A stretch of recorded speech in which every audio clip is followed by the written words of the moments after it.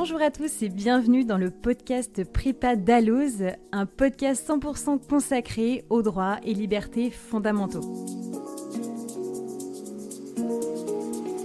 Prépa Dalloz, la prépa qui t'accompagne vers la réussite du CRFPA. Je suis Constance Mosnier et après avoir obtenu l'examen du premier coup en 2023 avec la Prépa Dalloz, nous te proposons une série dédiée aux droits et libertés fondamentaux pour t'aider à préparer efficacement ton grand oral.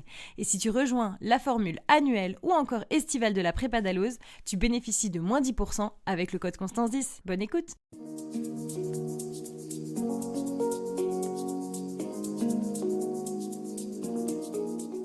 Aujourd'hui, nous allons parler d'un thème extrêmement important si tu passes le grand oral du CRFPA, à savoir la laïcité. Et pour ce faire, nous avons la chance d'avoir deux intervenantes de qualité, à savoir Laetitia Ternisien. Bonjour Laetitia. Bonjour Constance, je suis ravie d'être là en qualité de directrice pédagogique de la Prépa Dalloz, ancienne avocate et ancienne enseignante. Et également Nathalie Wolf. Bonjour Nathalie. Bonjour Constance, merci beaucoup pour l'invitation. Et moi je suis là en qualité de maîtresse de conférence. J'enseigne à l'UVSQ Paris-Saclay, également à l'École Polytechnique. Et je suis également vice-doyenne en charge de la culture au sein de ma faculté. Donc comme je le disais, la laïcité c'est un thème extrêmement brûlant qui revient chaque année au sein des sujets qui tombent au grand oral du CRFPA. Et que ce soit le burkini en été, l'abaya à la rentrée ou encore la présence de crèches de Noël dans les mairies à Noël, ce sont des thèmes qui seront repris aujourd'hui dans ce podcast afin de bien comprendre et cerner ce qu'est le principe de laïcité. La laïcité n'était pas un sujet en soi, un sujet de débat pour les précédentes générations. Néanmoins, aujourd'hui, elle devient au cœur des controverses et d'ailleurs, une partie des jeunes la rejette. Mais alors, comment est-ce qu'on peut expliquer cette situation, Nathalie ? Eh bien oui, Constance, en effet, la laïcité avait fini par devenir une laïcité d'évidence. Elle était un peu comme l'air que l'on respire. Depuis à peu près, on va dire, les années 1920, il y avait presque plus de contentieux. C'est intéressant le contentieux, c'est un miroir de la société. Et après moult difficultés, des textes complémentaires, eh bien la loi de 1905 a fini par la rendre consensuelle. Mais en effet, elle revient au devant de la scène à la fin des années 1980. Oui, en effet, la laïcité, elle est sur le devant de la scène, Nathalie. Et si on se réfère à deux sondages, d'abord celui de la Fondation Jaurès en 2024 et ensuite celle de Kantar en 2023, on voit que les jeunes Français de 18 à 30 ans ont l'impression de bien la connaître, de comprendre la laïcité à 89%. Mais quand on va un petit peu plus loin, qu'on les interroge sur la définition de la laïcité, on observe que leurs idées sont souvent déformées, on voit des préjugés apparaître.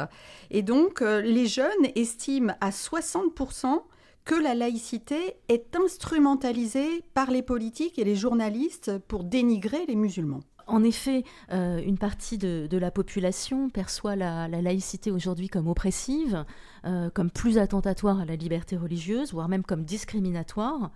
Et quand on creuse un peu, et moi je le vois dans mes amphis, chaque année quand j'enseigne, on se rend compte qu'en réalité, une partie des jeunes dont on vient de parler, voire de la population, la connaît mal, la comprend mal. Je crois aussi qu'il y a un autre problème, c'est qu'il n'y a plus de repères.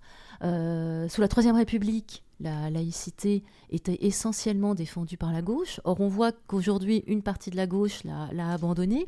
Et à cela s'ajoute, dans cette perte de repères, le fait que, il y a les ennemis de la République et ceux qui les soutiennent, qui voudraient la renverser. Et il y a de l'autre côté de l'échiquier politique, ceux qui se servent de la laïcité à des fins xénophobes, précisément contraires à son esprit. Donc, vous voyez bien que celle-ci est complètement dévoyée. Il y a un grand flou et on ne sait plus du tout où nous en sommes. Oui, c'est le grand flou, Nathalie. On constate en effet que les actes anti-laïcité sont en nette augmentation, notamment à l'école. Donc on voit bien que ce n'est pas seulement un sujet de dispute, de débat dans la société, puisque au nom de la religion, on terrorise et on tue. De terribles crimes ont été commis ces dernières années. Les membres de Charlie Hebdo, l'assassinat de Samuel Paty et de Dominique Bernard. Il est donc, à mon avis, urgent et indispensable de l'expliquer. Mais alors, dans ce cas-là, comment définir la notion de laïcité ? Est-ce que vraiment la laïcité est incompatible avec les religions ? Pour répondre, Constance, je pense qu'il faut revenir aux sources et citer l'article 1er de la Constitution de 1958. La France est une république indivisible, laïque, démocratique et sociale. Elle assure l'égalité devant la loi de tous les citoyens, sans distinction d'origine, de race ou de religion. Elle respecte toutes les croyances. Depuis 1946 et depuis la Constitution de 1958 également, on voit que la laïcité définit la République, et c'est d'ailleurs le deuxième mot qui apparaît. Ça montre bien son importance, l'importance qu'on a voulu lui accorder. Donc vous voyez, même si on n'a pas une définition précise de la laïcité, nos deux grands textes constitutionnels nous rappellent qu'elle a été consacrée et pensée pour assurer le pluralisme religieux, donc chacun croit ce qu'il veut, et veiller à ce que toutes les religions soient placées sur un pied d'égalité. Donc pour répondre à votre question, Constance, non seulement la République est compatible avec les religions, mais elle les protège.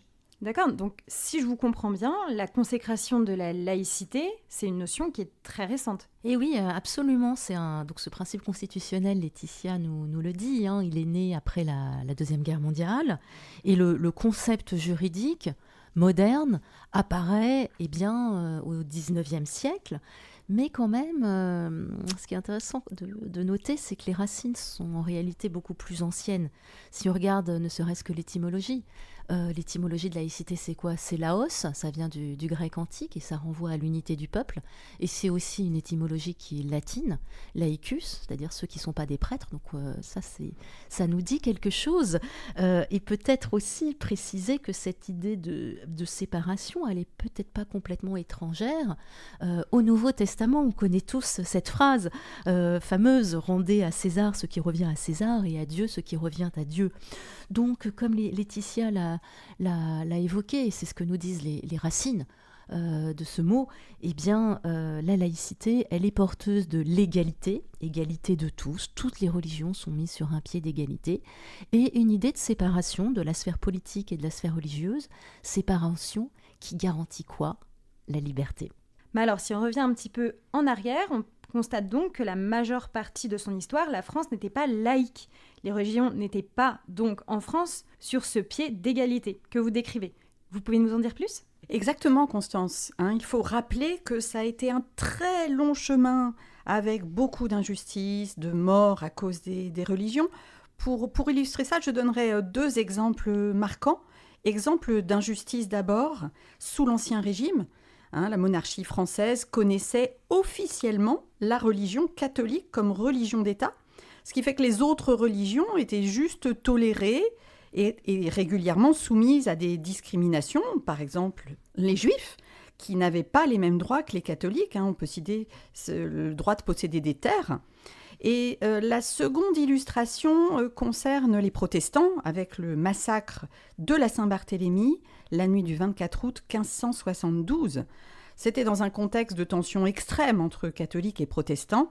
Et on se rappelle que des milliers de protestants ont été massacrés avec la complicité du pouvoir royal. C'est donc, ça tout le monde le sait, l'un des épisodes les plus sanglants des guerres de religion qui ont déchiré la France au XVIe siècle. Et cela montre à quel point l'intolérance religieuse a pu conduire à des drames humains. Oui, et d'ailleurs, même si l'histoire des relations entre l'autel et le trône sont une histoire qui est extrêmement complexe, avec des relations qui sont faites à la fois de concurrence et de complémentarité, eh bien, on peut dire que globalement, va s'appliquer pendant une grande partie de l'Ancien Régime l'adage suivant, cuius regio eius religio, ça veut dire tel prince, telle religion, et qui ont conduit, comme l'a dit Laetitia, aux guerres de religion, aux inégalités, avec beaucoup de discrimination envers ceux qui ne sont pas des catholiques. Alors, on n'a pas encore cité les musulmans, on n'a pas encore cité les bouddhistes, parce qu'ils ne sont pas encore présents sur le territoire, on en reparlera tout à l'heure, mais on a beaucoup de discrimination, et puis également des discriminations à l'égard de ceux qui remettent en cause les dogmes de l'Église, c'est-à-dire les hérétiques. Donc, il va falloir attendre les Lumières pour que la critique se mette en place. Les Lumières croient dans le progrès, ils placent la raison au cœur de leurs réflexions et ils vont critiquer l'intolérance et les injustices auxquelles les excès de la religion peuvent donner lieu. Et à cet égard, j'ai une affaire qui me vient en tête, à savoir l'affaire du chevalier de la Barre. Vous pouvez nous en parler par exemple ? En effet, voilà encore un grand drame, une grande injustice qui est commise au nom de la religion. Alors on est en 1765 et puis il y a un jeune homme qui a peut-être même l'âge de nos auditeurs, il s'appelle François-Jean Lefebvre, il a une vingtaine d'années. Alors déjà, il avait refusé d'ôter son chapeau et de s'agenouiller au passage d'une procession. Et puis voilà qu'un crucifix en bois est tailladé. Et donc il est accusé et sans preuve, il est condamné à mort. Alors il va être condamné à être torturé, main coupée, langue arrachée, etc. Il est ensuite condamné à mort.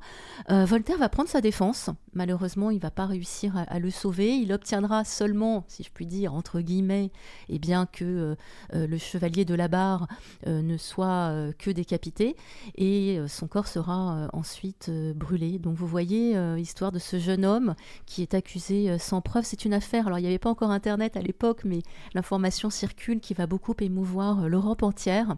Notamment, elle va aller jusqu'en Italie et émouvoir un certain Cesare Beccaria, dont on reparlera peut-être une autre fois. Mais en tout cas, c'est la dernière fois, donc il est condamné en 1766, et c'est la dernière fois en France eh bien, que l'État condamne quelqu'un à mort pour sacrilège, pour blasphème. Et c'est là qu'on arrive à la Révolution française, à cette affaire du Chevalier de la Barre. Vous voyez, 1766, on est tout près de la Révolution française. Ça, c'est vraiment un grand tournant, grand texte. Donc d'abord l'article 1er qui nous dit que les hommes naissent libres et égaux en droit. Et on va avoir ce fameux article 10, selon lequel eh bien, nul ne doit être inquiété pour ses opinions, même religieuse. Bon, il y a beaucoup de choses dans ce même, on n'a pas trop le temps d'en parler longuement, mais est-ce que ça veut dire aussi religieuse ou surtout religieuse? Il y a encore un mystère, mais c'est très important parce que c'est la première fois que la liberté de conscience religieuse est consacrée, et elle est consacrée pour tout le monde.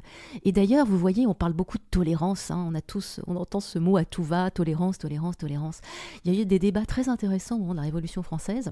Il y a eu des discours de deux personnes très importantes, c'est Mirabeau et Rabot de Saint-Étienne. Et Mirabeau va dire, attention, la tolérance, c'est bien, mais c'est pas suffisant parce que celui qui tolère l'autre se place toujours en position de dominante et place l'autre en position de dominée. Donc nous, ce qu'on veut en France, c'est pas seulement la tolérance, c'est la liberté. Et c'est ça le grand tournant de la Révolution française.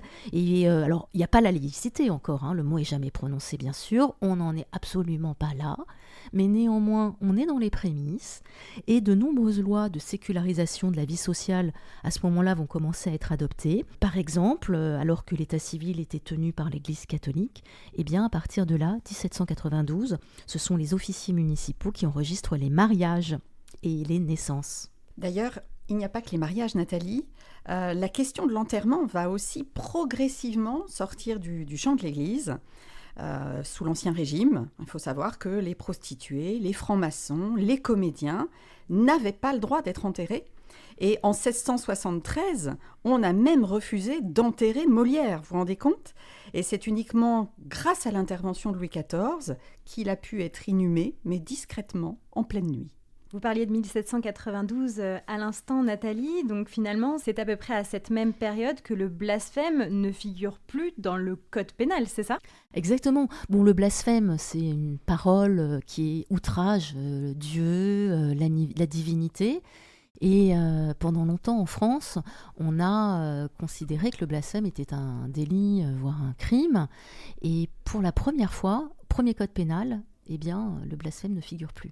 Alors après, il va y avoir des tentatives de restauration au XIXe siècle, bon, tout ça, un peu, voilà, sans rentrer dans le détail, mais avec la loi de 1881 sur la liberté de la presse, eh bien, l'incrimination du blasphème, va être définitivement abolie. Et malheureusement, bon, on connaît la suite, hein, et on a vu avec l'affaire des caricatures, avec l'assassinat de Samuel Paty, eh bien, que le problème ressurgit aujourd'hui, avec des tentatives de censure extrêmement violentes, et se pose, et ça c'est très grave aussi aujourd'hui, et qui doit nous amener à réfléchir, la question de l'autocensure des journalistes et des enseignants.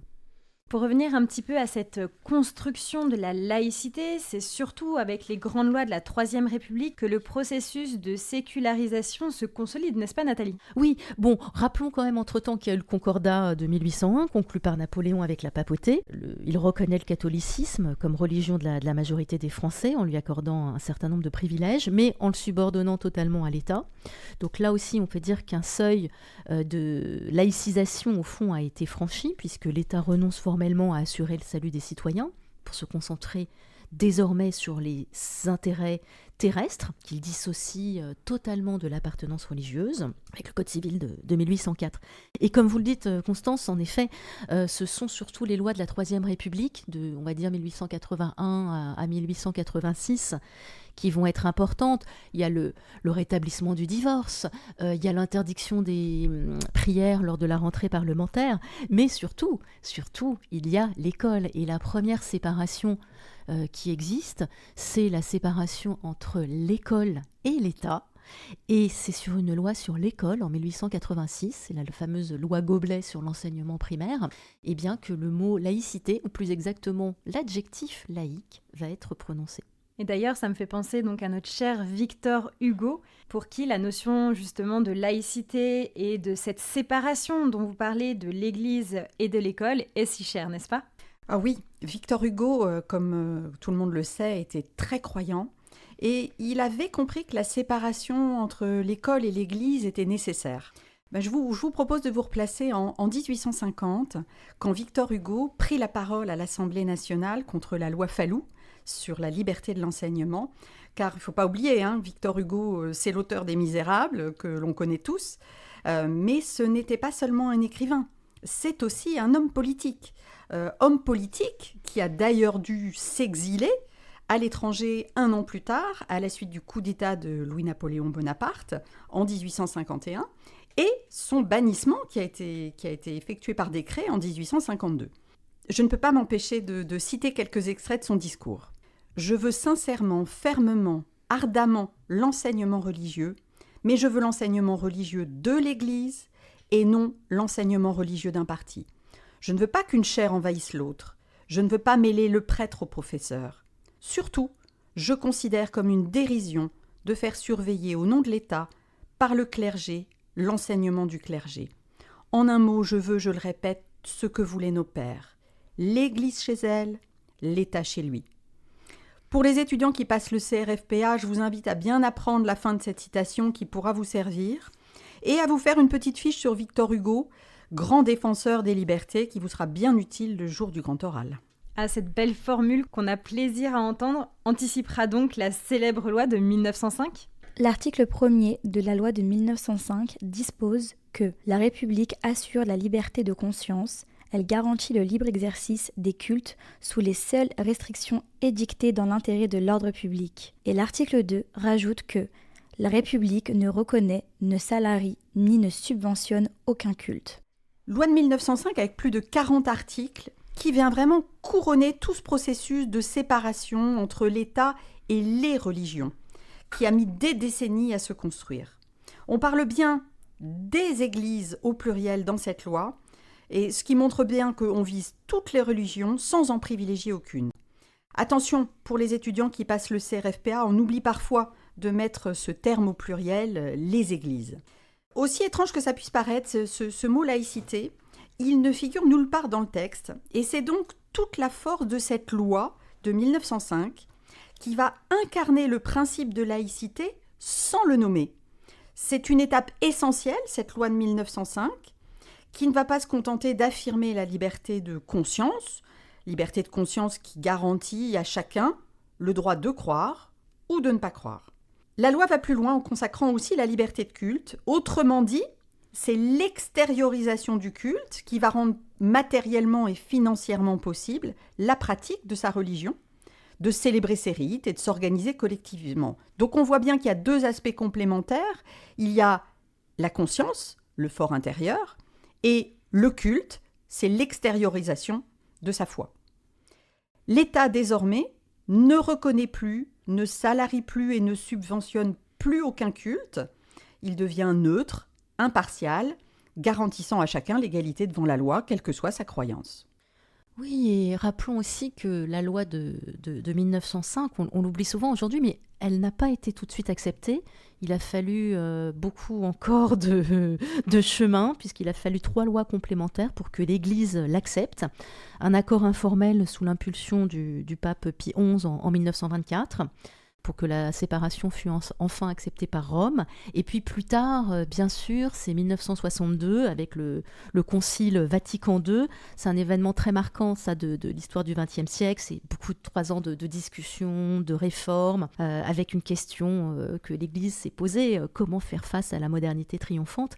Et à ce moment-là, l'Église va définir la laïcité comme un principe de séparation de la société civile et de la société religieuse. Donc on est vraiment à partir de là, des années 60, dans un moment d'acceptation totale de la laïcité. Et donc c'est là que le consensus va véritablement prendre corps. Merci beaucoup pour toutes ces précisions. Donc, on a bien compris qu'avec la loi de 1905, la laïcité à la française est un modèle de séparation absolue. Mais finalement, est-ce qu'il en existe d'autres ailleurs, Nathalie ? Oui, ça c'est un sujet large, long, difficile et passionnant.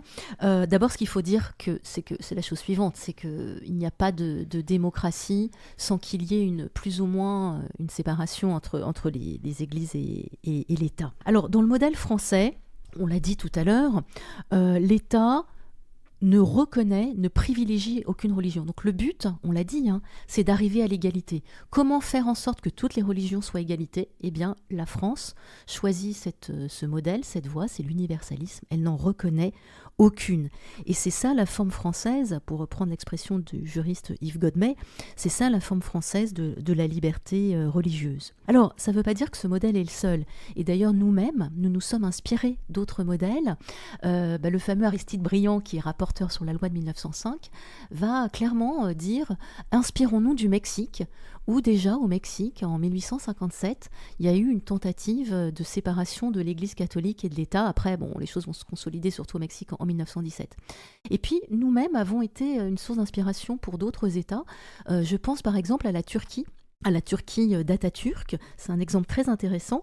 En effet, Mustafa Kemal, qui admirait la laïcité française, a voulu la reproduire dans son pays.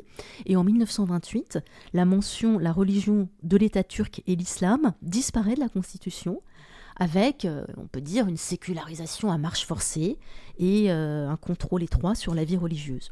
Bon, même si la constitution turque n'a pas été modifiée sur ce point sur la forme, on sait que la Turquie, depuis une vingtaine d'années, a laissé place à la montée d'un islamisme politique qui va à l'encontre de la laïcité et des minorités religieuses.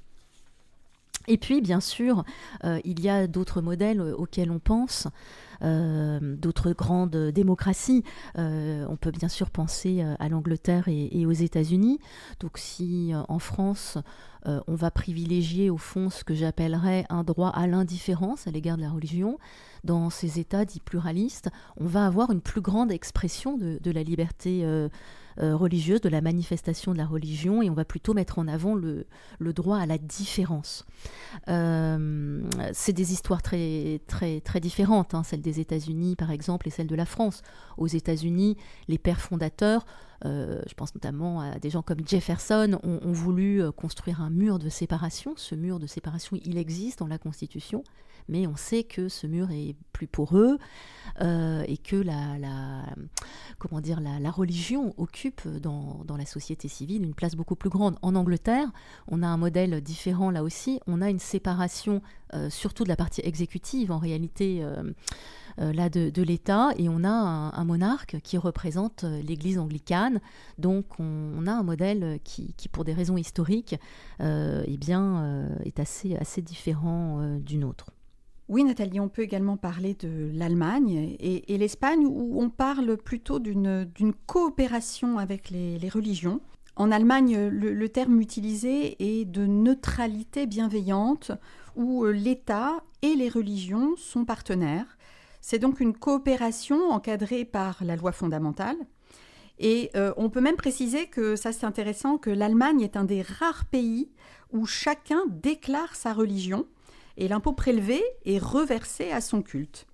On peut aussi citer l'exemple de l'Inde qui est différent et qui s'est inspiré du sécularisme britannique, où l'État est censé rester à une distance de principe de toutes les religions. Il n'intervient pas dans les affaires religieuses, sauf pour protéger les minorités ou réformer certaines pratiques. Mais on voit bien que les conflits interreligieux se sont beaucoup accrus depuis une dizaine d'années, et donc avec des affrontements opposant les hindous aux musulmans. Donc on voit bien qu'il n'y a pas vraiment de solution miracle non plus du côté de l'Inde. Oui, c'est vrai, il n'y a pas de solution miracle. Finalement, on se rend compte, parce qu'on a tendance à l'oublier parfois en France, on croit qu'il n'y a que dans notre pays que la question se pose, mais en réalité, la question du fait religieux, elle se pose partout dans le monde, et chaque modèle a ses vertus et a ses inconvénients.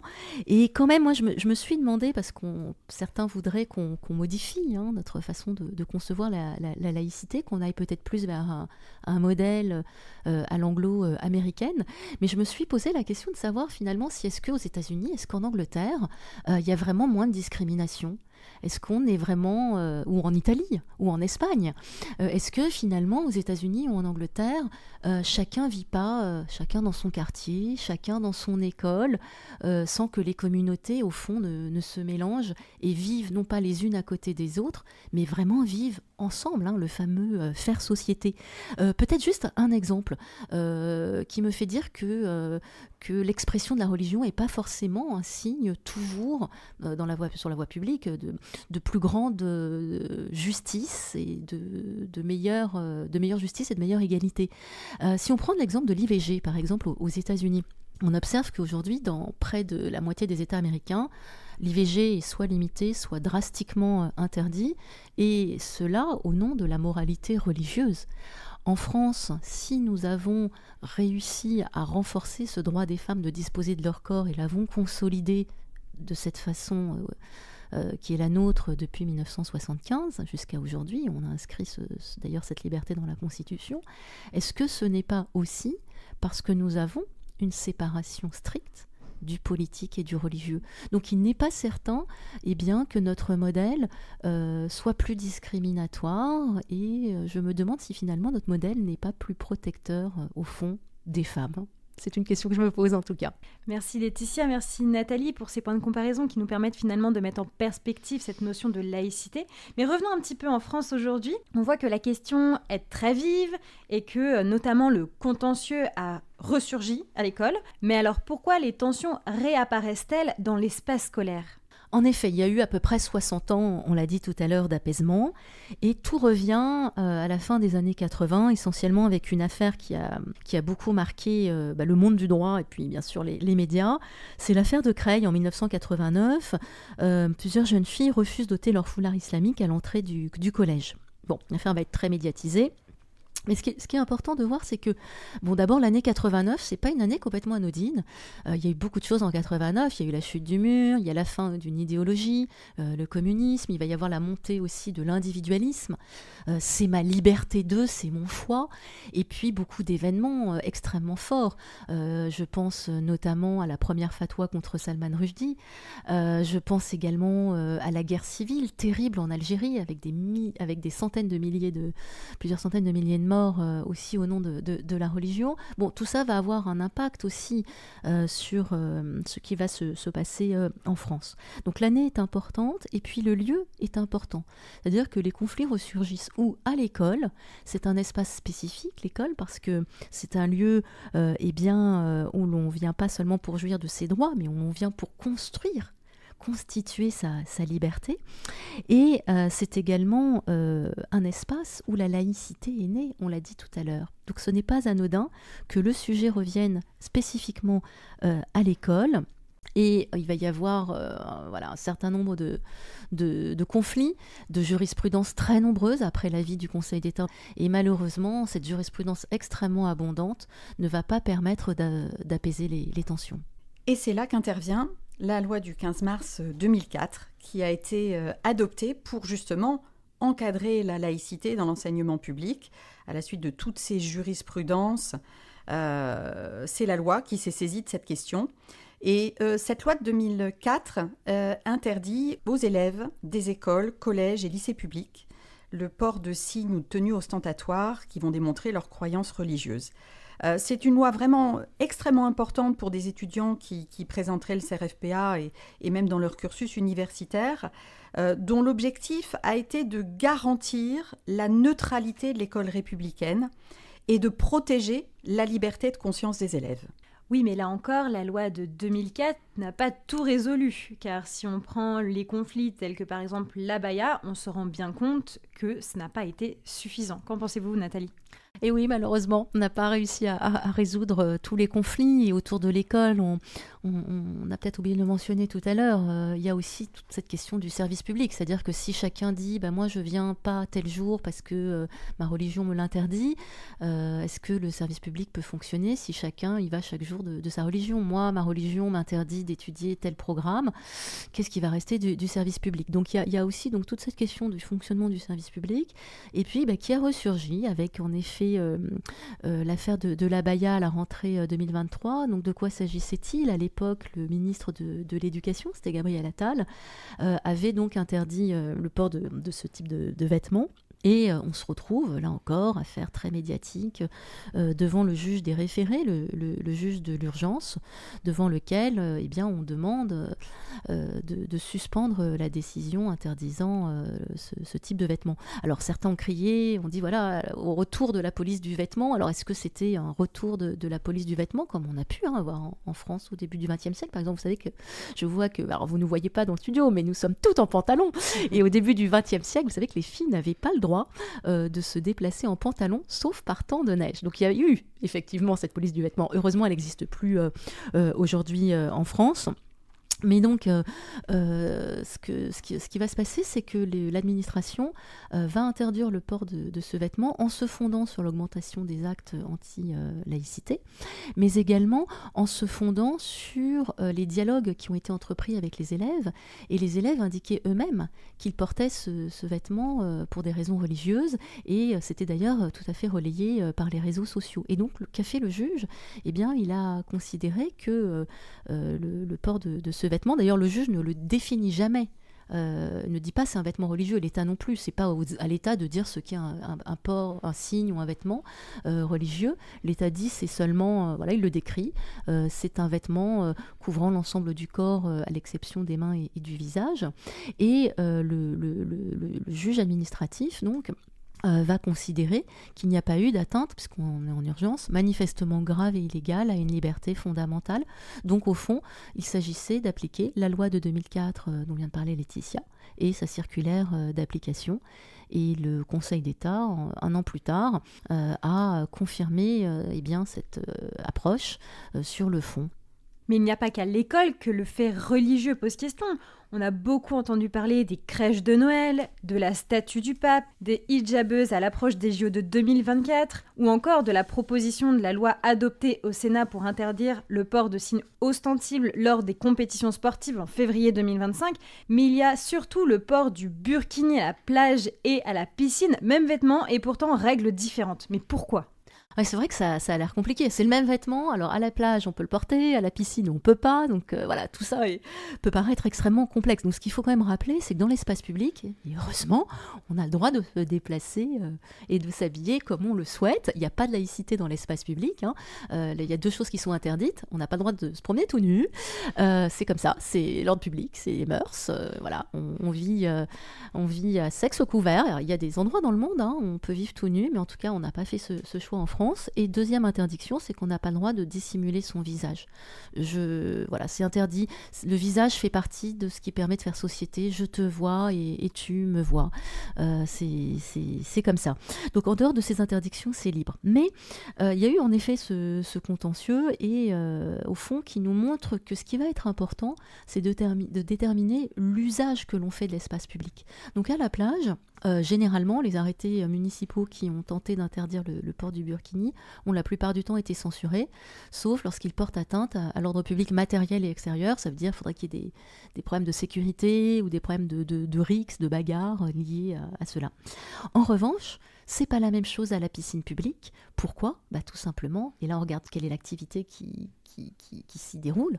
Eh bien, la piscine publique, on gère un service public, et donc ici s'appliquent les règles d'égalité et de neutralité du service public. Et c'est pour ça que, alors, pareil, affaire extrêmement médiatisée, affaire de Grenoble, où le maire de Grenoble avait décidé, il le dit d'ailleurs lui-même très clairement, de procéder à une dérogation très ciblée en privilégiant une communauté en particulier. Et là, le Conseil d'État, pareil, saisi en urgence, a considéré que, il n'y avait pas lieu de faire de commettre des inégalités, de faire des discriminations, des différences. On traite tout le monde de la même manière parce qu'on est dans le service public. Mais ces questions, elles ne se posent pas que dans l'espace public ou au sein des services publics, mais également dans le secteur privé au sens large, puisque, chers auditeurs, vous êtes certainement envieux de devenir avocat. Sachez que le port de signes religieux pour les avocats est interdit dans l'exercice de la fonction. En effet, Constance, c'est une question qui s'est aussi posée au barreau de manière générale en France. Contentieux qui est arrivé par des barreaux régionaux, puisque plusieurs d'entre eux avaient interdit le port de signes religieux sur la robe. Et donc, il a fallu que la profession, dans sa globalité, se saisisse de cette question pour unifier les pratiques. C'est pour ça que le règlement intérieur national de la profession d'avocat, le RIN, a été modifié en 2023.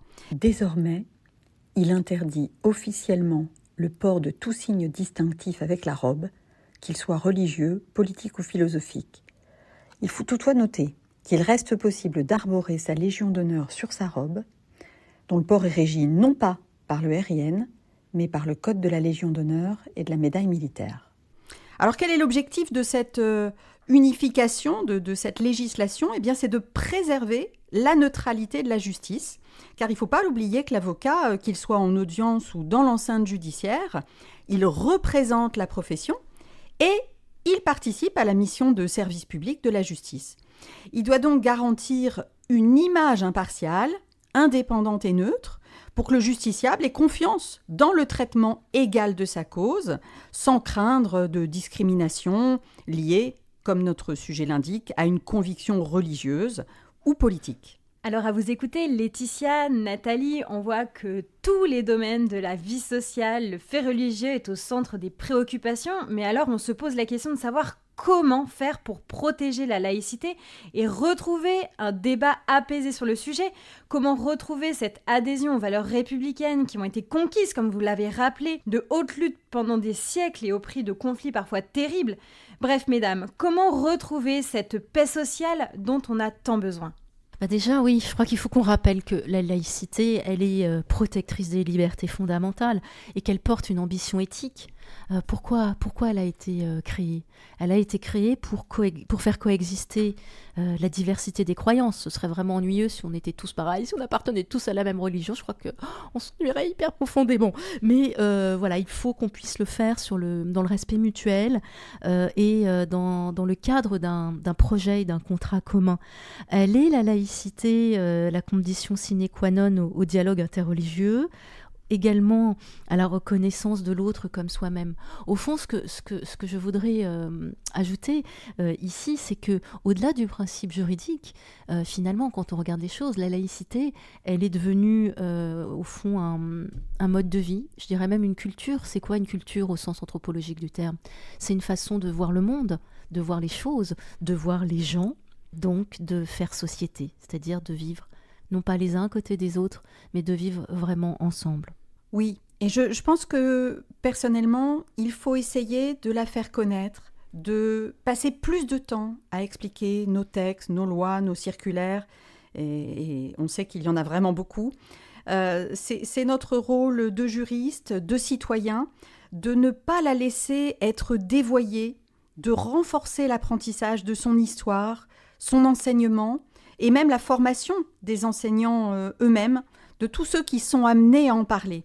Il faut, je pense, lutter inlassablement contre les discriminations, puisque si tout le monde arrive à comprendre la laïcité, ce sera un bénéfice pour l'ensemble de la société. Tout le monde doit comprendre qu'elle n'est pas en soi discriminatoire, et c'est même le contraire. Nous devons la protéger, puisque c'est un principe républicain qui est pour moi un facteur d'unité, de cohésion et non pas d'opposition. Alors, je dirais, pour conclure, la chose suivante, peut-être à nous, à vous, futurs avocats, de continuer de l'expliquer et de défendre nos libertés républicaines.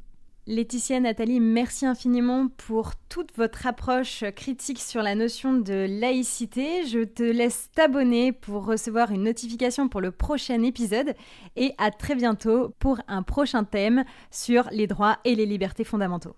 Merci beaucoup, Constance. Merci Constance, merci Nathalie. Merci, Laetitia. À bientôt.